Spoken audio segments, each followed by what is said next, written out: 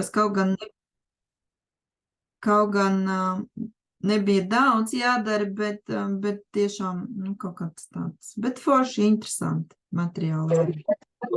Bet tieši ilgi bija tie uzdevumi, kur bija vai vairāk kā lasīšana, tā skatīšanās? Jā, man bija arī jāpastrādā, jo tas aplikācijas veidošana, tur ir ļoti daudz platformas viņu piedāvāja, un arī bija prasības, ka kaut ko izdarīt un izveidot, un tad es tā kā mēģināju vienu tur izveidot un pacīnījos ar to, bet arī daudz video, kuru jānoskatās, un tā. Varbūt varat parādīt, Aleksandra, kuru rīku jūs pamēģinājāt no piedāvātajiem? Es šodien jau 3 kursos, man tagad jāatsveidzina, kuru rīku es vakar izmantoju. Es tūlīt pamēģināšu atrast un tad pateikšu, jā. Kamēr Aleksandra meklē, es varu pateikt, es esmu savulaik iemēģinājis Canva, ir arī aplikācija veidošanas rīks. Tas ir tāds salīdzinoši vienkārši. Viņš, protams, nav interaktīvs, bet iedod skolēnam sajūtu, ka viņš izveidojas dizainu, tur būs poga un kāda būs tā miedarbība ar aplikāciju arī ir ok. Un es savulaik mēģināju to arī MIT inventoru, bet mums viņš gāja grūti. Varbūt, ka tie mani skolēni, Aleksandra, ja jūs to ko sakat, tad jums var atklāt.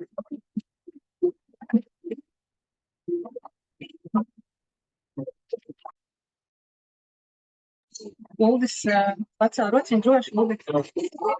Jā, gribēju piebilst par to Canvu, kad ir skolotājiem ir pieejama tā saucamā education versija, kur var iesniegt Canvai to pieteikumu un var dabūt pilnu versiju, jā. Vai jums izdevās pašam? Man tāda ir, jā. Ok, super, jo nevienmēr izdodas, tur vajag pacīnīties, bet prieks dzirdēt izdodas. Man uzrakstīju angļu valodā pieteikumu, tad skolas vadība parakstīja, iesniedz Canvai, pēc dienas bija licenci klāt. Super, un tad arī jūsu skolēniem līdz ar to ir pro versijas, vai ne? Es varu tīmu taisīt, uzveicināt un darboties vēl tajā pašā versijā, kas man. Ļoti labi, super. Paldies. Tas process, viņš tur aprakstīts, ir tās kanāls YouTube digitālai skolotāji tur, un tur var sameklēt viņu. Bet nekas tur sarežģīts nav, tikai jāuzraksta tas papīrs un jāieskanē un jāizsūt viņu. Angļu valodā tur kaut kāds Austrālijas domēns, man liekas, viņiem tur laikam pat bija kaut kā. Tā kaut kā, jā. Man neizdevās ar pirmo reizi. Es pagājuši gadu no Dobeles skolotāju pildīju, un man neatnāca tā atbildes vērtība. Kad es ar visām kolēģiem runāju, viņi teica, ka tur vajag vēlreiz, un es atkal reizi viņi noteikti atbildēs un iedos. Tā kā tāds bija tas mans padoms. Pagājuši gadu mēģināju, man iesniedz pēc dienas atnāca atbildi, ka visi kārtībā. Pareizi sakot, nevis atnāca atbildi, bet paskatījos, bija viss kārtībā liksini. Laikam pareizi angliski uzrakstīja.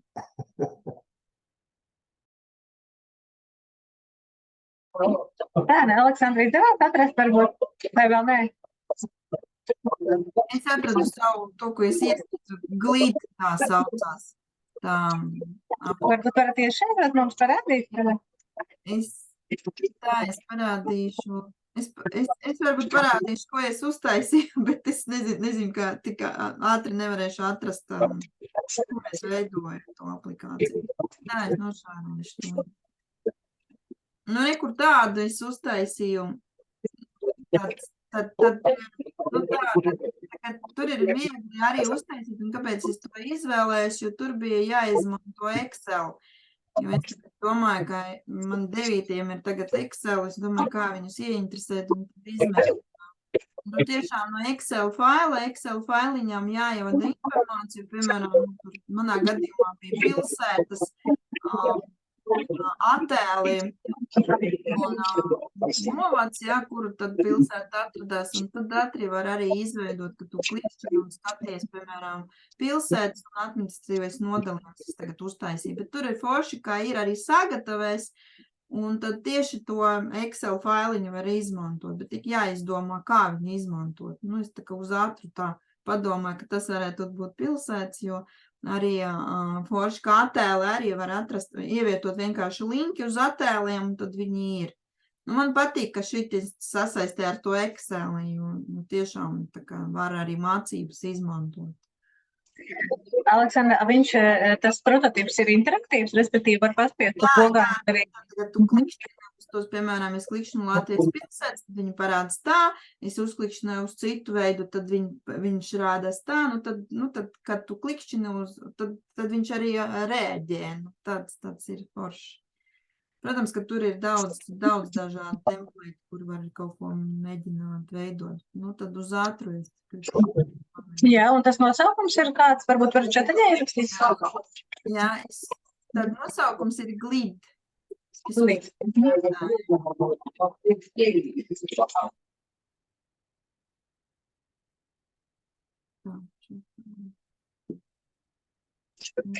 Jūlija, kā jums gāja, vai jūs tikāt līdz aplikāciju veidošanai? Es vēl tikai taustos, es vispār sapratu, ka es biju palaidus sākumu garām, tā kā es droši vien tagad čakli izmantošu pēdējās brīvlaika dienas, lai tad sarautu visu, kas jāizdara. Tāpēc es tā klausos, kas vispār mani sagaida.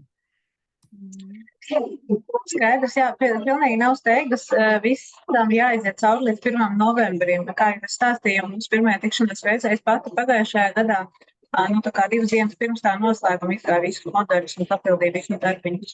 Bija līdz 15. līdz 1. bija tieši? Jā, tas assignments ir līdz 1. laikam atverās pēdējais moduls, līdz 15. jāiesniedz aizdarbs, lai saņemtu to peer novērtējumu, pareizi saka 15. ir gala termiņš.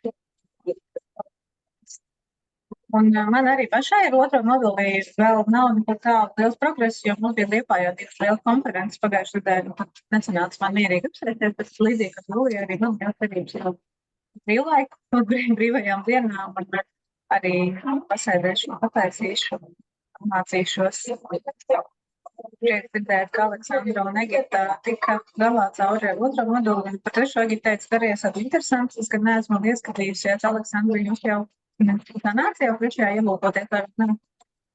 Nē, trešajā vēl nē. Nē, es tagad nonāku līdz trešajam un apstājos, jo tā jau pa daudz laika aizņēma visu. Jā, ir sadaļas, kas ir ilgāk un ir, kas ir ātrāk, man ir līdzīgi. Bet, principā jau daudz nav palicis. Kā jums ir ar idejām par savu to noslēguma aktivitāti, vai jau es padomāju kaut kāds stundu plāns vai ideja, ko jūs varētu realizēt tam projektiņam, ko iesniegt?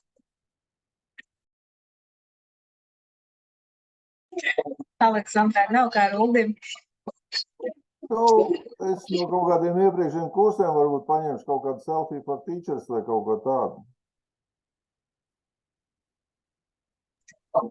Skaidrs, man atkal arī ir ideja, mums skolā tagad arī tās caurvīja prasmes, kā jau visi prasa, tad mums caurvījās šogad tā kā tikumi, un tad man tāds izaicinājums šogad paņemt nevis datoriku, vai kaut kādas tādas zinātnes un taisīt ar projektiņu, bet tieši paņemt tādus humanitāros priekšmetus un pamēģināt to tehnoloģiju caurvīju uztaisīt.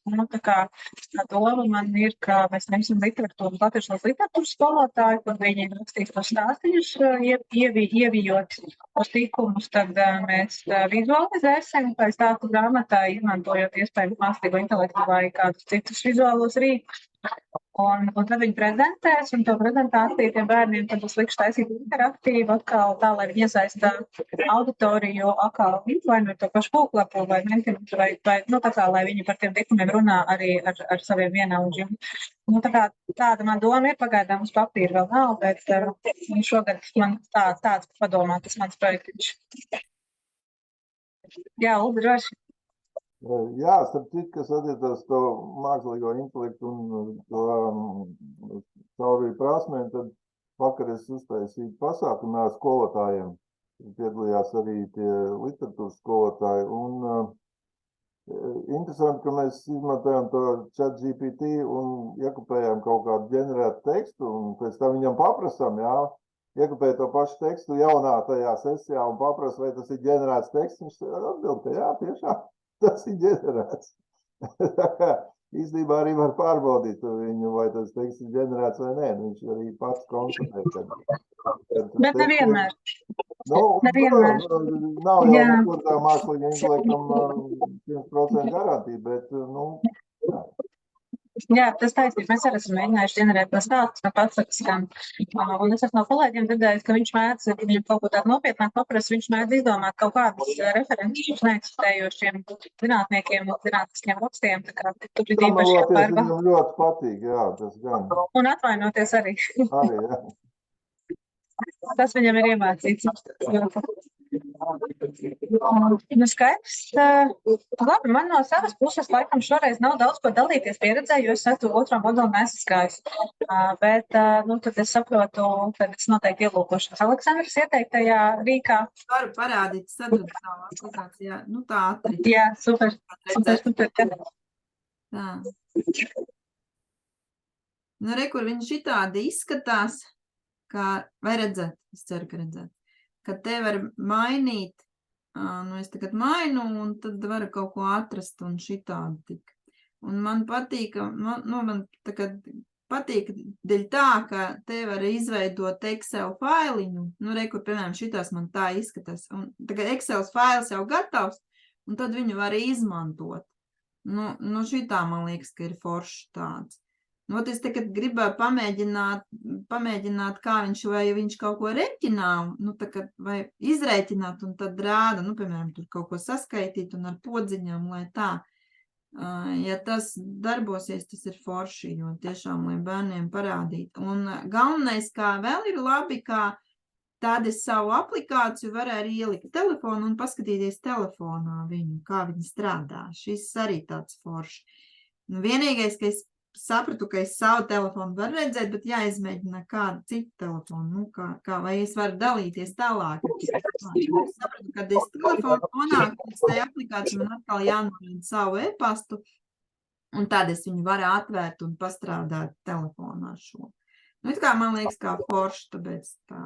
Nu, jāpamēģina vēl kaut ko tādu. Jā, šitas ir ļoti vērtīgs, ka var arī uzreiz izmēģināt, un patiesībā šis ir ļoti labi arī hackathoniem, kad viņi izstrādā kaut kādas idejas un mēģina tā kā, nu, prezentēt, rādīt savu to risinājumu, tad šis jau reāli jau ar iekšējo datiem ar kaut kādām bildēm un fondām arī strādā, to var žūrijai uzreiz iedot. Šis ļoti labs tiešām. Reāli tik daudz, tur tāds agrāk jau bija, tur jātaisa, jāprotama vēl kaut ko. Tagad ir tik daudz tas platformas, un šeit ir tiešām, nu, var sēdēt un skatīties, kurā un kā, bet, nu, es izvēlēju šo, bet man liekas, šitā ir visvieglāk, ka man bija.